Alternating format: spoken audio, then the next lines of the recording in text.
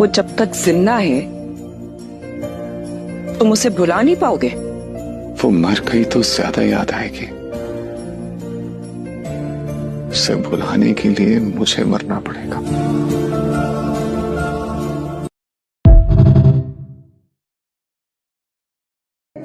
तूने शादी नहीं की? नहीं। क्यों? जिससे करना चाहता था उसकी कहीं और हो, बस।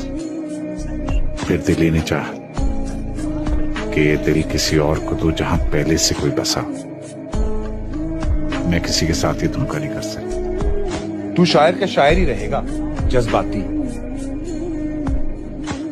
यार मुझसे इतना प्रैक्टिकल बन के नहीं सोचा जाता कि अपने मुस्तकबिल की खातिर किसी और की मोहब्बत को पैरों तले रोऊं।